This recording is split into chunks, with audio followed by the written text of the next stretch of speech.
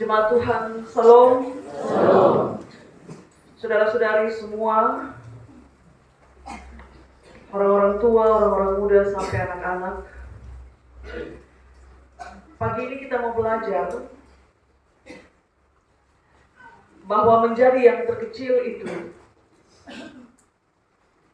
ternyata tidak harus menjadi yang tertinggal. Menjadi yang terkecil itu juga ternyata tidak harus menjadi yang terbelakang. Dan menjadi yang terkecil itu juga ternyata tidak harus menjadi yang terlupakan. Sebab kalau Allah sudah berkehendak, yang kecil bisa menjadi yang terdepan. Kalau Allah sudah berkehendak, yang kecil akan menjadi yang terkemuka. Dan kalau Dia sudah berkehendak, yang terkecil itu akan menjadi yang diingat, bahkan yang paling diingat.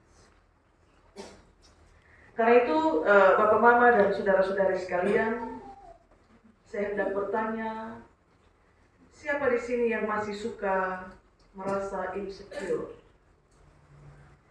Insecure itu sama dengan suka minder, masih suka minder, masih suka rasa rendah diri, tidak percaya diri. Siapa yang masih suka merasa insecure? Orang bisa insecure karena berbagai hal, teman-teman. Misalnya apa? Suka minder, suka tidak percaya diri karena apa misalnya? Karena bentuk tubuh? Bisa? Karena apa? Hah? Karena ya, saya kira kalau bilang jelek itu kasar ya. Karena apa? Penampilan fisik mungkin ya. Karena soal jelek cantik itu relatif ya. Bapak Mama lihat model-model internasional, apa warna kulitnya, bagaimana bentuk parasnya, kecantikan itu relatif. Oke, orang bisa insecure karena apa lagi? Bentuk tubuh, ekonomi, status sosial, ya. Orang bisa tidak percaya diri karena tidak punya skill, tidak punya keterampilan. Orang bisa insecure karena bentuk hidung mungkin, bentuk mata, bentuk bibir, macam-macam Bapak Mama. Orang-orang masih suka merasa insecure, masih suka merasa minder dengan seluruh keberadaan fisiknya, dengan seluruh penampilannya. Kalau saya pakai ini, agaknya kurang bagus, kurang pas. Karena itu kita mau belajar pagi ini bahwa apapun keadaanmu, dan sekuat apapun saya dan saudara berjuang untuk menjadi terlihat, menjadi nampak di mata orang, kita harus percaya bahwa campur tangan Tuhan itu diperlukan dalam perjuangan itu.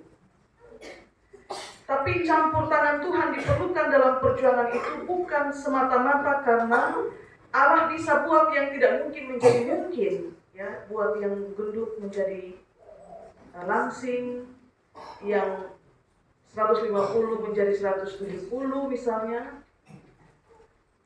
Tapi kita butuh campur tangan Allah karena Dia punya kuasa untuk memunculkan sinar terang yang sesungguhnya ada dalam diri setiap orang yang tanpa dia sadari dia punya cahaya itu.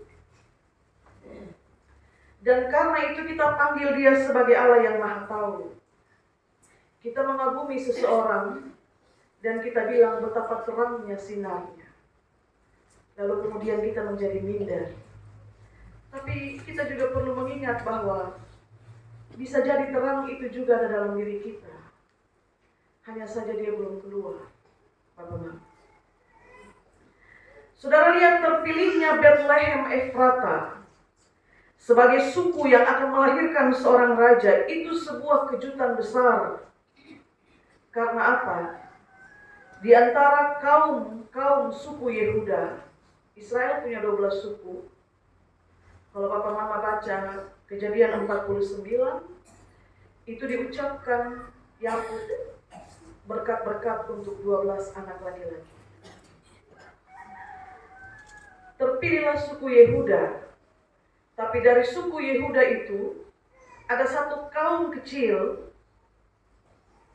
Bethlehem Efrata. Dia sebagai yang terkecil, dia terpilih untuk melahirkan raja bagi Israel. Maka siapa yang bisa menyangka, seperti yang saya katakan, kalau Allah berkehendak, apa yang terkecil bisa menjadi yang paling dihina. Bapak Ibu Saudara-saudara, raja yang akan datang itu bukan raja biasa. Dia raja yang kedatangannya itu sangat dinantikan. Karena itu mereka sebut dia Mesias. Apa itu Mesias? Mesias itu dipandang sebagai wakil Allah yang akan datang bawa keselamatan bagi bangsa yang sudah lama hidup dalam penindasan. Jadi mereka tunggu kapan ini Raja Damai itu akan datang, yang dipanggil sebagai Mesias. Maka semua mata tiba-tiba tertuju ke Bethlehem Efrata, sebab dia yang terkecil, yang mungkin tidak dipandang sama sekali, bahkan mungkin diabaikan karena kecilnya, tapi dipilih oleh Allah sebagai kaum yang akan melahirkan raja yang nanti akan memulihkan.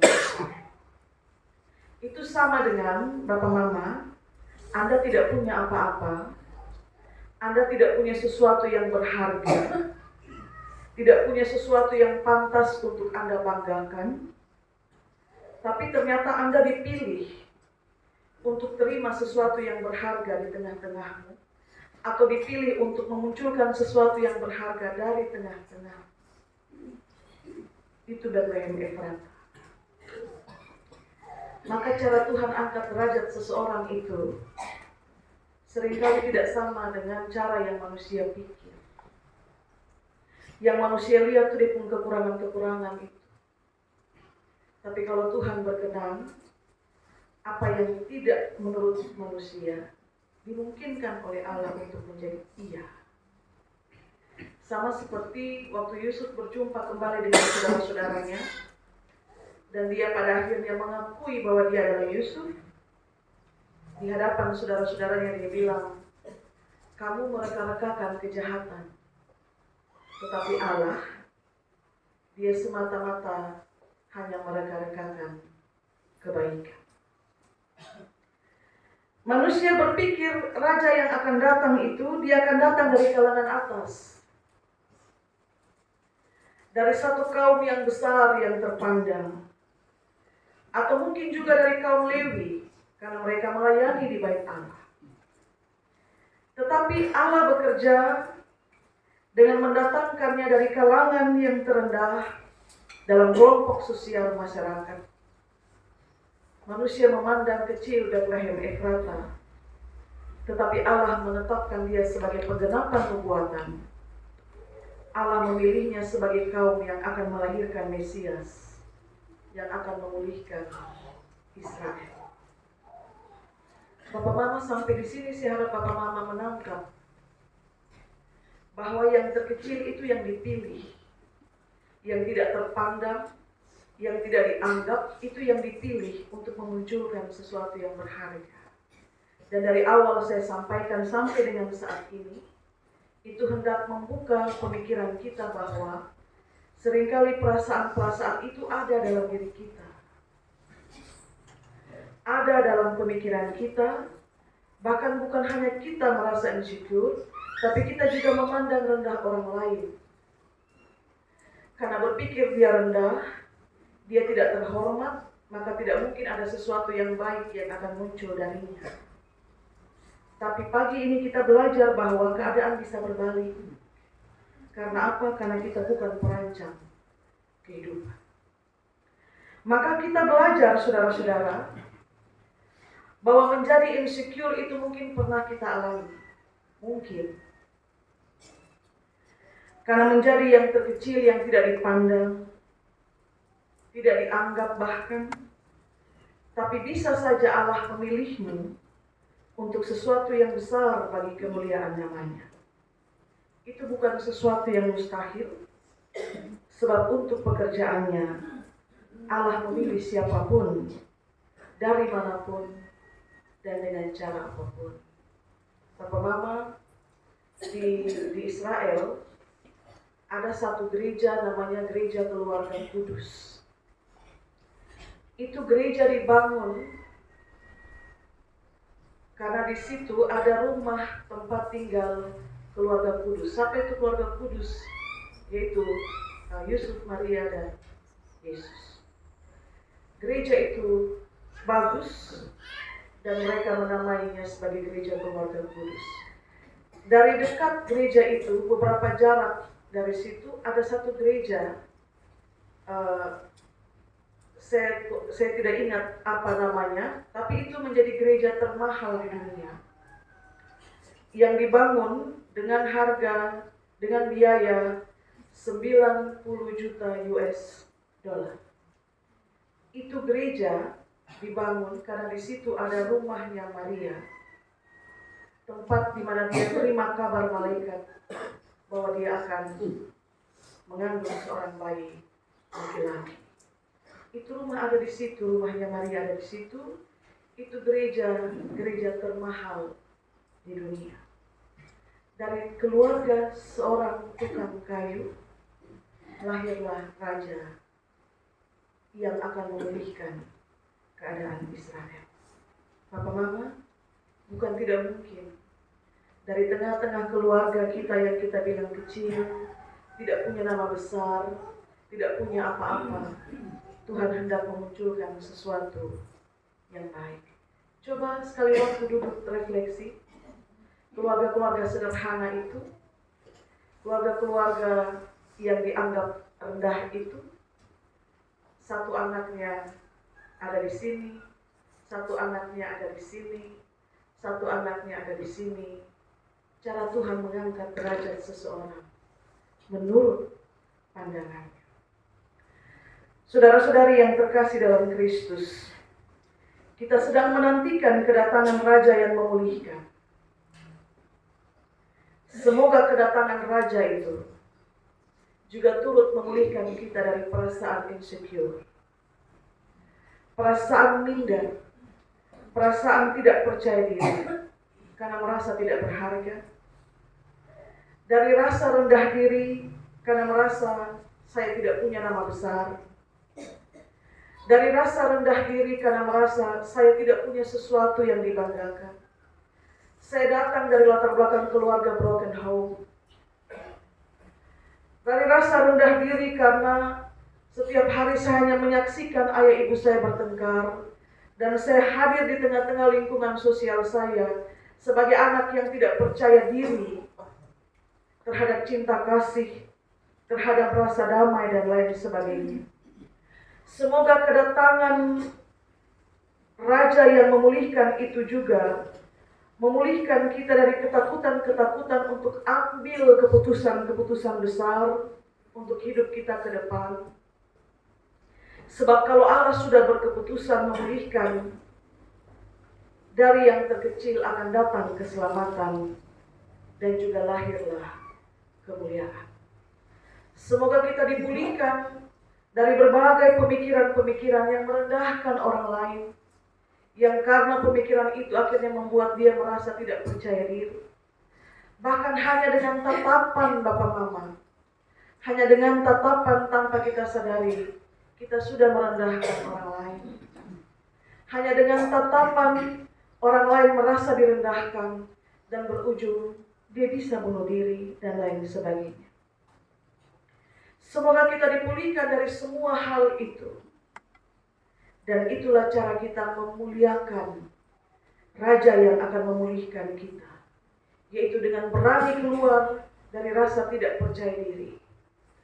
Berani keluar dari rasa tidak berani untuk menunjukkan keterampilan yang sebenarnya kita punya.